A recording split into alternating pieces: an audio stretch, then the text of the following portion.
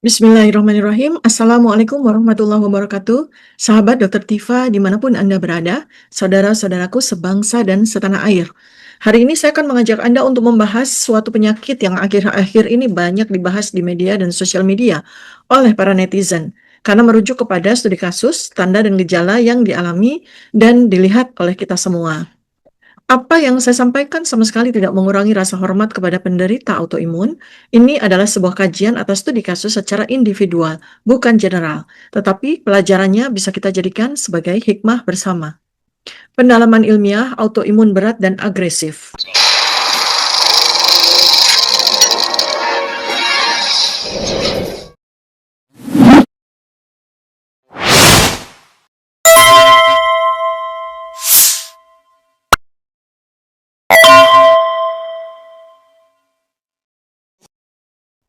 Pendalaman ilmiah autoimun berat dan agresif. Bayangkan tubuh kita bangkit melawan diri sendiri. Setiap sel yang dulu setia kini menyerang tanpa ampun. Darah, kulit, otot, dan sendi berubah menjadi medan pertempuran. Inilah autoimun berat dan agresif. Penyakit yang tak hanya menghancurkan tubuh, tapi juga membongkar apa yang disembunyikan oleh jiwa. Penyakit autoimun terjadi ketika sistem kekebalan tubuh menyerang sel dan jaringan tubuh sendiri. Pada kondisi berat dan agresif, maka autoimun akan berjalan progresif cepat merusak banyak organ-organ vital secara simultan. Sulit dikontrol dengan terapi standar, memerlukan kombinasi imunosupresan dosis tinggi, dan berpotensi mengancam jiwa, terutama bila menyerang otak, jantung, paru-paru, ataupun ginjal. Contoh klinis adalah beberapa penyakit autoimun berat dan progresif, yaitu Systemic Lupus Erythematosus atau SLE dengan nefritis stadium lanjut, Myasthenia gravis, krisis, multiple sclerosis progresif, vaskulitis sistemik, atau autoimun encephalitis. Pernahkah kalian melihat wajah seseorang yang bengkak, langkah yang tertatih, rambut yang hilang sebagian atau seluruhnya, dan kulit yang berubah putih tidak merata? Ini bukan hanya gejala klinis. Ini adalah cermin dari keretakan jiwa. Ini adalah tanda dari langit. Bagaimana mekanisme patogenetiknya?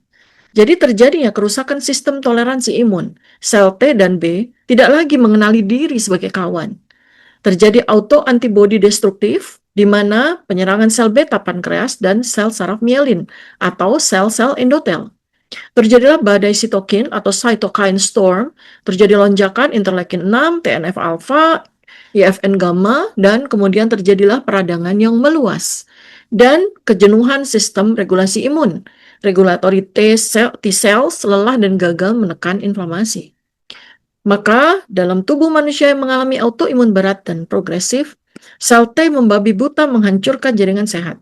Sel B memproduksi antibodi palsu melawan dirinya sendiri. Terjadi badai sitokin seperti interleukin 6 dan TNF-alfa membakar dari dalam. Liver membengkak, ginjal rusak, otak meradang. Apa faktor pemicu dan eksaserbasinya? Jadi ada sebuah situasi genetik predisposisi. Ada faktor lingkungan, misalnya infeksi virus, paparan toksin, dan logam-logam berat.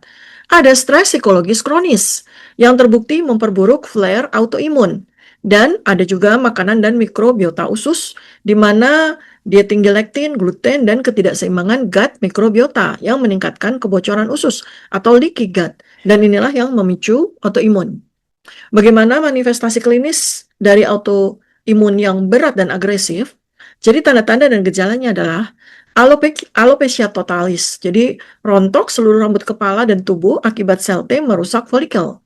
Kemudian terjadi vitiligo luas, di mana melanosit dihancurkan oleh antibodi tubuh.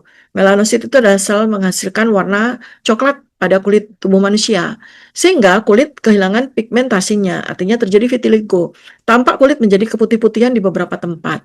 Kemudian terjadi edema wajah, moon face, wajah kelihatan bengkak, karena terjadi reaksi inflamasi dan efek steroid jangka panjang yang biasanya diberikan kepada pasien autoimun berat. Kemudian langkah-langkah tertatih ini menunjukkan ada kerusakan neuromuskular, kelemahan ekstremitas, dan gangguan keseimbangan. Kemudian kelelahan ekstrim akibat peradangan sistemik dan disregulasi hormon stres. Kelelahan terasa luar biasa dan tidak membaik dengan istirahat. Terjadi nyeri sendi hebat dan kerusakan organ-organ dengan cepat.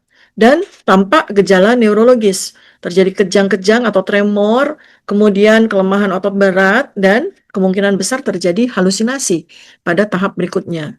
Kemudian terjadi penurunan kesadaran, kesulitan napas, dan gagal ginjal. Bagaimana pendalaman ilahiyah dan spiritualitas pada kondisi autoimun berat dan agresif? Jadi kondisi ini, autoimun ini adalah sebuah medan ujian jiwa. Sebagaimana Allah berfirman pada Quran Surat Al-Baqarah ayat 155, dan sungguh kami akan menguji kamu dengan sedikit ketakutan, kelaparan, kekurangan harta, jiwa, dan buah-buahan. Dan sampaikanlah kabar gembira kepada orang-orang yang sabar. Autoimun berat dan agresif seringkali datang seperti badai. Namun, pada lapisan terdalamnya, ia bukan sekedar penyakit, tapi panggilan langit untuk kembali pada kesejatian jiwa. Ketika tubuh menyerang dirinya sendiri, karena mungkin jiwa sedang terluka parah. Ada dendam, ada marah, ada luka batin, dan kehilangan arah cinta kepada Sang Pencipta. Pasien autoimun berat dan agresif sering merasa tak punya kendali lagi atas tubuhnya. Disinilah Allah Subhanahu wa Ta'ala mengajarkan bahwa kesembuhan tidak datang dari kekuatan pribadi, tetapi dari ketundukan yang total kepadanya. Jadi, autoimun bukan hanya tentang biologis, ia tentang identitas yang terpecah. Ketika tubuh tidak tahu lagi mana kawan dan mana lawan, ketika kehidupan penuh kepalsuan dan kebohongan, tubuh menyimpan luka itu sampai akhirnya terjadi ledakan dari dalam wujud autoimun. Doa, air wudhu, sujud malam, zikir menjadi terapi neuroimunologi yang paling dalam. Dan saat ini, evidence-based medicine membuktikan meditasi spiritual akan mampu menurunkan interleukin 6, memperbaiki regulasi HPA aksis, dan mengaktifkan jalur parasimpatis penyembuh. Jadi, seandainya penderita autoimun tahu bahwa autoimun ini adalah sebuah jalan makrifat, ketika selama bertahun-tahun kebenaran dipelintir, nurani dibungkam, dan rakyat dikhianati dengan kebohongan demi kebohongan, maka tubuh yang seharusnya menjadi rumah tidak sudi lagi menjadi tuan. Ia memberontak, ia ingin bebas, ia ingin kembali jujur. Dalam tradisi sufi, sakit yang berat seperti autoimun berat dan agresif ini justru menjadi tangga cahaya, sakit yang membuka hijab kelalaian. Kata Imam Al-Ghazali, sakit itu adalah cahaya bagi yang mencari Allah. Ketika seseorang menderita autoimun berat dan agresif yang menyerang tubuhnya sendiri, maka itu harus dihikmati sebagai panggilan untuk membersihkan hati yang penuh kemarahan dan trauma, untuk membersihkan segala kebohongan-kebohongan yang selama ini dilakukan, membuka gerbang penerimaan dan cinta, membuka gerbang ampunan kepada Allah Subhanahu wa Ta'ala, dan menghidupkan sistem imun spiritual, yaitu sabar, syukur, dan ikhlas. Lalu bagaimana strategi bertahan dan kemudian menghasilkan pemulihan? Pertama adalah dari sisi dimensi klinis. Tentu ada strategi ilmiahnya, yaitu penggunaan imunosupresan, steroid dengan tapering, terapi targeted, dan diet antiinflamasi, sebagaimana yang selama ini saya ajarkan, yaitu dengan menggunakan 7 Colors Garden Plate. Kemudian terapi dimensi fungsional, modulasi mikrobiota, detoksifikasi liver dan usus, serta menggunakan terapi-terapi meditasi, psikoneuroimunologi. Misalnya seperti neuroplastisitas training, seperti kognitif transcendent strategi yang sedang kami kembangkan, menggunakan journaling trauma, kemudian menggunakan sholat tahajud, doa Nabi Ayub, zikir asyifa, ikrar kesabaran, dan memaafkan masa lalu, serta memohon ampunan. Dan bagaimana spiritual dan energi jiwanya? Terapi energi Islamik dengan menggunakan ruqyah, menggunakan zikir napas, grounding, dan afirmasi Quranik. Jadi, autoimun berat dan agresif itu adalah gelombang besar dari langit. Bagi sebagian orang, itu tsunami kehancuran. Bagi yang tercerahkan, itu adalah tsunami transformasi. Sebagaimana firman Allah dalam Quran Surat Al-Baqarah ayat 159. Sesungguhnya, orang-orang yang menyembunyikan apa yang telah kami turunkan, berupa bukti-bukti yang jelas dan petunjuk, mereka itulah yang dilaknat oleh Allah, dan dilaknat oleh semua yang melaknat. Maka, sahabat Dr. Tifa semuanya, ketika seluruh tubuh melaknat pemiliknya, ia bukan sekedar penyakit. Itu adalah pembalasan rohani. Itu adalah sinyal pertobatan terakhir. Ketika seseorang mengalami autoimun berat dan agresif, Dia sesungguhnya tidak sedang berperang melawan tubuh sendiri. Dia sedang memulihkan cinta kepada diri dan kepada Tuhan yang selama ini mungkin terlupakan. Dan ketika cinta itu kembali menyala, maka bahkan sel-sel imun pun akan tunduk.